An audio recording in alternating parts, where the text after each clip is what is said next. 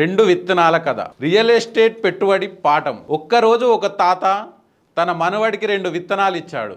ఇవి రెండు నీకే, ఒకటి ఇప్పుడే తిను, ఇంకొకటి భూమిలో నాటు, ప్రతిరోజు నీళ్లు పోసి జాగ్రత్తగా చూసుకో అని చెప్పాడు. మనవడు ఒక విత్తనాన్ని వెంటనే తిన్నాడు. ఆ రోజు అతనికి ఆకలి తీరింది. అంతే, ఆ విత్తనం కథ అక్కడితో ముగిసింది. మరో విత్తనాన్ని భూమిలో నాటాడు. ప్రతిరోజు నీళ్లు పోశాడు. మొదట్లో ఎలాంటి మార్పు కనిపించలేదు. ఒక నెల గడిచింది, ఒక సంవత్సరం గడిచింది. అయినా అతను ఓపిగా ఎదురు చూశాడు.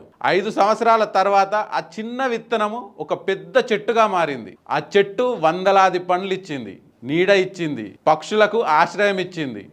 ఆ ఒక్క విత్తనము అతని ఎన్నో రెట్ల ఫలితాన్ని ఇచ్చింది. అప్పుడు తాత నవ్వుతూ చెప్పాడు, నువ్వు తిన్న చిన్న విత్తనము ఒక్కరోజుతో మాత్రమే ఉపయోగపడింది, కానీ నాటిన విత్తనము నీ భవిష్యత్తును మార్చింది. రియల్ ఎస్టేట్ పెట్టుబడి కూడా ఇదే విధంగా ఉంటుంది.